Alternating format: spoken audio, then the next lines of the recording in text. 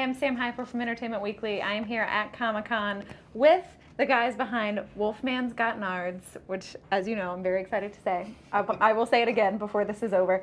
Obviously, this is a documentary based on the Monster Squad, 1987 film. I'm so curious, the story is, I feel like, somewhat known. This movie came out, nothing really happened, and then it ended up becoming this huge cult hit. At what point did you realize that it was like a cult hit, that it had actually become something else entirely? Really kind of the seminal event was the first kind of cast reunion screening in 2006. Okay. At the Alamo Drafthouse in Austin, Texas, where we didn't realize anybody remembered or liked or wanted to get together as a group. Yeah. And that's what really kind of launched the last 10 or 12 years of this Monster Squad resurgence. And less than a year after that, we were here at Comic-Con releasing the Lionsgate Special Edition 20th Anniversary DVD and special features thing, and had a booth, and it was bonkers. And so I think probably then we realized, and when the DVD sold out and then it was an unfindable movie again, that we realized that there might be something there. Yeah. And what's interesting is I thought it was something that may kind of, wane or peter out after a year or two, and it's only gotten stronger. So you spent essentially 20 years thinking, that was just the thing I did and will not come back around. Basically, yeah. But then people like Henry are actually, what's so great about working with Henry is he was in that other group that wasn't letting it die.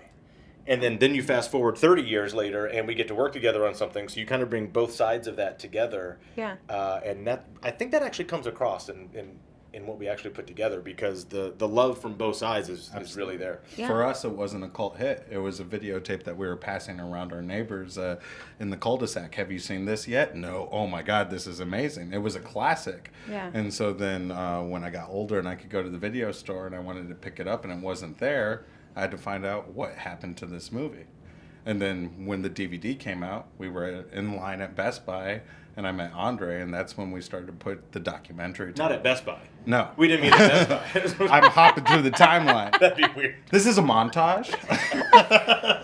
Gotta have a montage. What was the timeline of you realize that this is a thing, there's this resurgence happening, and starting to make the documentary? How much time was there?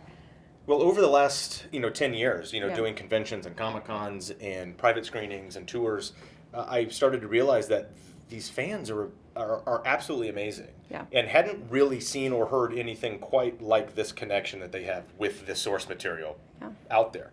And I thought, that's an interesting story. So the original idea was I wanted to tell that story. I wanted those stories to become a story. And that's sort of where it started. And then through awesome serendipity, I ended up hooking up with Henry here in Pilgrim Studios, and I'll let you take it from there. Yeah, I think Andre knew a lot about how it affected the fans. What we learned while making the documentary is how it also affected the industry. Sure. I mean, just a full circle story. In London, there's a kid that loved the Monster Squad, and he did effects, and he got commissioned to go to a movie theater and dress up as the Universal Monsters.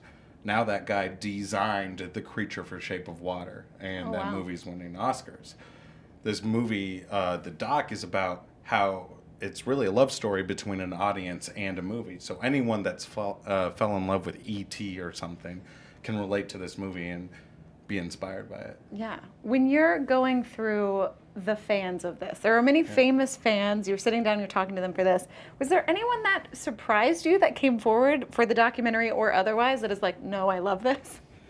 Not that was a surprise that we actually have. Sure. What's funny is the calls or the friends that we run into after we're already done and be like, why didn't you call me? Where were you? And I'm like, Joe Manganiello, you wanted to do an interview for my doc? He's like, dude. That's amazing. If we entertained that, we would still be making the documentary. So, so it was all these constant things like that. And then even someone like Joe's like, Taron Killam's a great fan, and you got to be this. And I even, my favorite Monster Squad fan is Ryan Gosling. That's a pretty good one.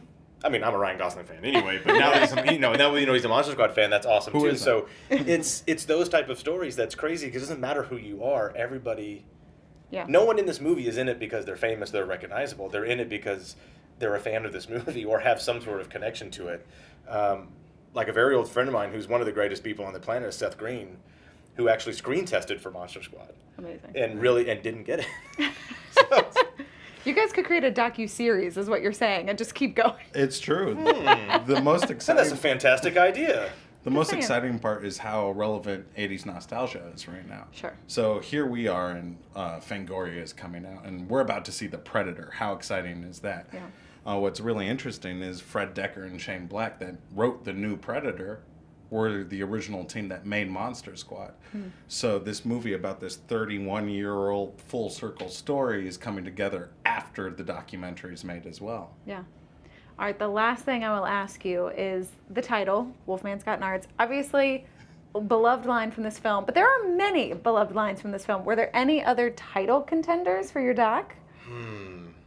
Not really that rose to the top to Okay. compete with Wolfman's Got Nards, Sure. because it's sort of the no-brainer. Yeah. I don't think my favorite line in the movie would have made it as the title to this. I don't know. What do you think was alternate? I don't know. We had a working title. It was the Squad Doc. Yeah. Which is now our social handle for it. So Oh, it kind of there you worked go. too. So alternate title ended up working in some fashion anyway. Yeah. Yeah. No, I think that's kind of a lot of people were like, "Kick him in the Nards" would be a great title too. But even though that was actually my character's line in the movie, Sure.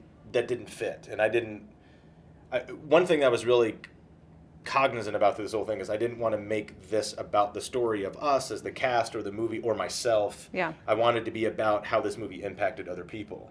Sure. And so that kind of really got off the table really quick. But Wolfman's Got Nards works pretty good. That's pretty good. We should- Imagine going to Fandango and trying to find out what movie you want to see on a Friday night. You're going to pay attention to the one that says Wolfman's Got Nards. It's true. Even if you don't know, I feel like more so if you don't know it, you will click on it. That And helps who too. do- That was yeah. part of the decision process.